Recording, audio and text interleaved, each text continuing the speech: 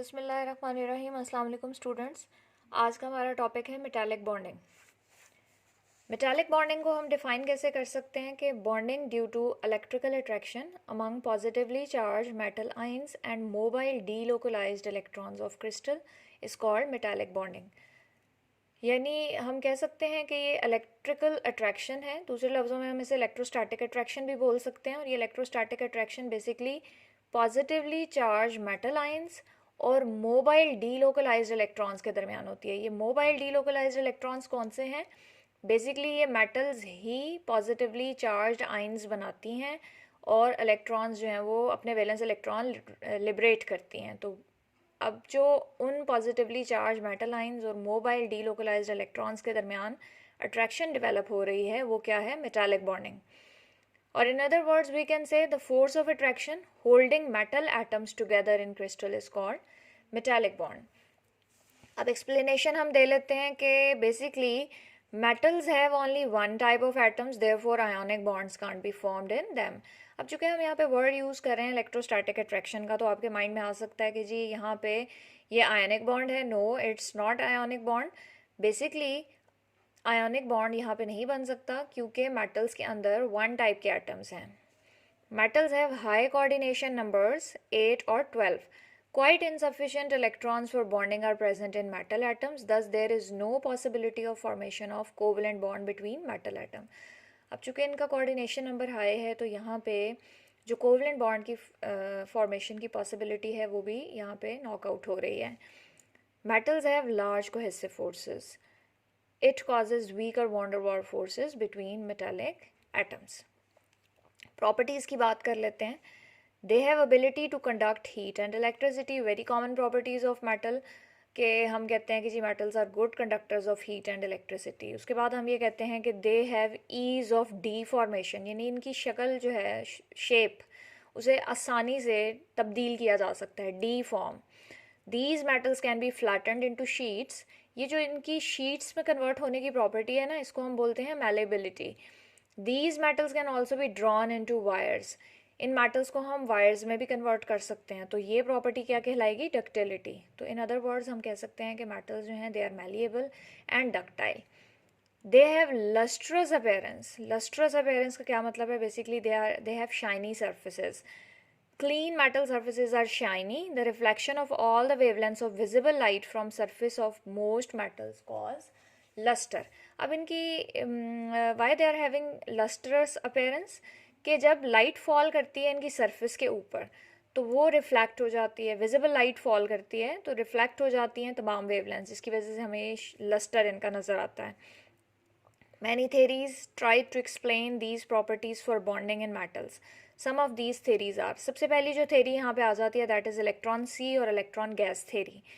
According to this theory, each atom in a metal crystal loses all its valence electrons.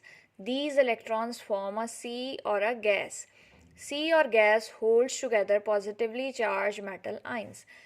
अब main जो हमारा concept है ना electron सी या इलेक्ट्रॉन गैस थ्योरी का, वो ये है कि हर एटम जो है मेटल क्रिस्टल के अंदर वो अपना वैलेंस इलेक्ट्रॉन लूज़ कर देता है और ये इलेक्ट्रॉन्स जो हैं वो क्या बना देते हैं? एक सी बना देते हैं और अ गैस. अब ये किस चीज़ का सी है? सी ऑफ इलेक्ट्रॉन्स और गैस ऑफ इलेक्ट्रॉन्स. सी और गैस जो है वो होल्ड करती है पॉजिटिवली चार्ज मेटल आइंस को. तो ये हमारे पास मेटालिक बॉन्डिंग का जो है वो मेन मेटालिक बॉन्ड की जो डेफिनेशन है हमें कौन सी थ्योरी दे रही है? हमें इलेक्ट्रॉन गैस थ्योरी दे रही है. अब हम बात कर लेते हैं इलेक्ट्रॉन गैस थ्योरी या इलेक्ट्रॉन सी थ्योरी जो है वो क्या डिस्क्राइब करती है कि positively charge metal ions don't float randomly in the sea of electron. अब ये एक डायग्राम आपको नज़र आ रही है कि सी ऑफ इलेक्ट्रॉन बन गया. इसके अंदर ये जो पॉजिटिवली चार्ज आइंस हैं ये रैंडमली मूव नहीं कर रहे हैं बल्कि they are at a fixed distance, definite position at measurable distance from each other in crystal lattice. The valence electrons are not bound to any individual metal ion, rather they are delocalized over the entire lattice. अब ये देखें, ये electron ये atom A है फ़र्ज़ करें और ये बी है, ये सी है. अब मेटल एटम ए ने जो वैलेंस इलेक्ट्रॉन लूज़ किया वो लाजमी नहीं है कि वो ए की विसिनिटी में हो. It can be in the vicinity of B, it can be in the vicinity of this atom. So metal जो इलेक्ट्रॉन्स, जो वैलेंस इलेक्ट्रॉन्स हैं, वो किसी इंडिविजुअल मेटल एटम के साथ बाउंड नहीं होते, बल्कि they belong to the crystal as a whole. इसी वजह से हम इन इलेक्ट्रॉन्स को क्या कहते हैं, these electrons are called free electrons. The force binding a metal ion to mobile electron within its sphere of influence is called metallic bond. अब ये वाली प्रॉपर्टी डिस्क्राइब करके हमें एक और प्रीसाइज डेफिनेशन मिल गई मेटालिक बॉन्ड की, कि वो फोर्स जो कि मेटल आइन को बाइंड करती है to mobile electrons within its sphere of influence. मतलब अब देखें, स्फीयर ऑफ इन्फ्लुएंस का मतलब क्या है कि ये केटाइन है तो इसके स्फीयर ऑफ इन्फ्लुएंस में ये इलेक्ट्रॉन आएगा या ये, यहाँ वाले इलेक्ट्रॉन इसके स्फीयर ऑफ इन्फ्लुएंस से बाहर हो जाएंगे। According to this theory, strength of metallic bond is directly related to charge of positive ion in the lattice. अब अगर कोई मेटल एटम एक इलेक्ट्रॉन लूज कर रही है तो इसका मतलब है उस पर पॉजिटिव 1 चार्ज होगा, 2 इलेक्ट्रॉन लूज कर रही है तो इसका मतलब है उस पर पॉजिटिव 2 चार्ज होगा। जिस तरह से यहाँ पे देखें सोडियम है तो सोडियम +1 के साथ बनाएगी केटाइन, मैग्नीशियम +2 के साथ बनाएगी। आगे चले जाएं आप थर्ड ग्रुप में तो एल्यूमिनियम +3 के साथ बनाएगी केटाइन। तो जितना ज़्यादा पॉजिटिव चार्ज बढ़ेगा उतना ही फोर्स जो कि बाइंड करेगी पॉजिटिव आयन को इलेक्ट्रॉन्स के साथ वो स्ट्रॉन्ग होती जाएगी। ये रिफ्लेक्ट हो रहा है, देखें कि अगर हम मेल्टिंग पॉइंट सोडियम और मैग्नीशियम का कंपेयर करें तो मैग्नीशियम का 650 डिग्री सी है और सोडियम का 98 डिग्री सी। इसके अलावा आप फिजिकल स्टेट्स देख लें, सोडियम जो है it is so soft that it can B cut with knife. Magnesium देख लें, ये मैग्नीशियम रिबन्स की फॉर्म में से वो किया जा सकता है, शेप अप किया जा सकता है। जबकि मैग्नीशियम से आगे एल्यूमिनियम पे चले जाएं तो aluminium is also a metal, उसको वायर्स में कन्वर्ट किया जा सकता है। तो देख लें आपके इनकी ये जो स्ट्रेंथ ऑफ बाइंडिंग फोर्स है वो रिफ्लेक्ट हो रही है इनकी फिजिकल स्टेट में, कि सबसे वीक मेटालिक बॉन्ड सोडियम में होगा इसीलिए वो सॉफ्ट है, फिर मैग्नीशियम में, और सबसे स्ट्रॉन्ग मेटालिक बॉन्ड आ जाता है एल्यूमिनियम में। अब यहाँ पे हम इलेक्ट्रॉन सी मॉडल के थ्रू कुछ मेटालिक प्रॉपर्टीज़ को एक्सप्लेन करते हैं। Characteristic metallic properties are due to free electrons. अब जो मेटल की बेसिक प्रॉपर्टीज़ हैं वो किस वजह से हैं, फ्री इलेक्ट्रॉन्स की वजह से। These properties are number 1 electrical conductivity.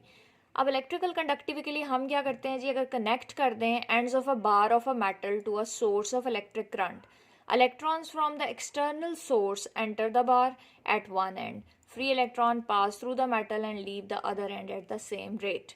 Passage of electrons from one end to the other is electrical conduction. Simple सी बात है, ये देखें एक मेटल का पीस है, इसे आपने कनेक्ट कर दिया किसी external source of electric current से। अब इलेक्ट्रिक करंट क्या है, बेसिकली वो भी इलेक्ट्रॉन्स हैं, इलेक्ट्रॉन्स एंटर होंगे, they will move through the whole piece, यहाँ तक के इलेक्ट्रॉन्स का जो डिस्ट्रीब्यूशन है वो सेम हो जाएगा दोनों एंड्स पे। थर्मल कंडक्टिविटी देखें जी, heat one part of a metal, the electrons in that part acquire a large amount of energy, these electrons are free, they move rapidly through the crystal and conduct heat to the other parts of the metal. इसकी example मैं आपको ये देती हूँ कि जिस तरह से आप देखें पानी को बॉयल करने के लिए या हीट करने के लिए कोई पैन रखते हैं तो क्या होता है कि पहले पैन गर्म होगा, उसके बाद उसके अंदर मौजूद वाटर। तो ऐसा कैसे हो जाता है, बेसिकली अगर पैन जो है वो मेटल का बना हुआ है तो वो पैन का पार्ट जो डायरेक्टली फेस करेगा फ्लेम में, फ्लेम क्या करेगा जी, एनर्जी प्रोवाइड करेगा एटम्स को, मेटल एटम्स को, वो एनर्जी पास करती जाएगी और एट लास्ट क्या होगा जी, पूरा जो पैन है वो हीट अप हो जाएगा। तो ये जो चीज़ है डिस्ट्रीब्यूशन आ रही है, इसे हम क्या कहते हैं, दिस इज थर्मल कंडक्शन। तो मेटल्स जो हैं they are good thermal conductors as well. उसके बाद हम देख लेते हैं और एक प्रॉपर्टी मेटल्स की, that is deformation of metals. अब जो मेटल्स हैं उन्हें डीफॉर्म किया जा सकता है। डीफॉर्मेशन का क्या मतलब है कि उनकी शेप जो है उसे चेंज किया जा सकता है। Force one layer of metal ions across another by hammering. अगर हम उन पे हैमरिंग करते हैं मेटल पे तो क्या होगा कि इंटरनल स्ट्रक्चर जो है वो remain unchanged. The sea of electrons rapidly adjusts to new situation. It explains the ease of deformation of metal. Luster of metal क्या है जी? It is also caused by the free electrons. Unbounded electrons at the surface of a metal absorb and radiate light. This light strikes the surface and reflects light completely at all angles. It produces peculiar luster of metals. ये जो metal की surface पे free electrons होंगे वो क्या करते हैं जी, heat absorb कर लेते हैं, और जितनी हीट एब्जॉर्ब करते हैं फिर उन्होंने वही वापस रेडिएट भी करनी है। तो एज अ रिज़ल्ट फिर क्या होगा, वो जो लाइट उन्होंने रेडिएट की है वो हमें नज़र आती है शाइन की फॉर्म में। नेक्स्ट प्रॉपर्टी है photo electric effect and thermionic effect. Metal wire emits electrons on heating. The ejected electrons jump off from the surface of electron C due to absorption of energy. It is called thermionic effect. This effect caused the invention of electronic tubes and birth of electronic industry. Simple सी बात है कि जो electron emit हो रहे हैं metal wire से heating पे, तो ये क्या करते हैं जी, ये इजेक्टेड इलेक्ट्रॉन यानी जो रिमूव हुए हैं जंप कर जाते हैं सरफेस ऑफ इलेक्ट्रॉन सी से, चूँकि इन्होंने एनर्जी एब्जॉर्ब कर ली है। इस इफेक्ट को हम क्या कहते हैं, थर्मियोनिक इफेक्ट। अब ड्रॉबैक्स देख लेते हैं हम इलेक्ट्रॉन सी थ्योरी के। It is observed experimentally that there is decrease in electrical and thermal conductivity with the increase in temperature. जबकि इलेक्ट्रॉन गैस थ्योरी के मुताबिक इलेक्ट्रिकल और थर्मल कंडक्टिविटी इंक्रीज करती हैं टेम्परेचर बढ़ाने से।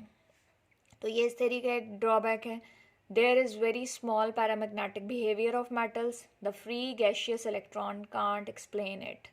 तो ये भी एक ड्रॉबैक है कि ये पैरामैग्नेटिक बिहेवियर को एक्सप्लेन नहीं करती। Electron gas model can't explain specific heat of metal. Metals की जो स्पेसिफिक हीट्स हैं वो भी एक्सप्लेन नहीं हो सकती इस इलेक्ट्रॉन गैस मॉडल से।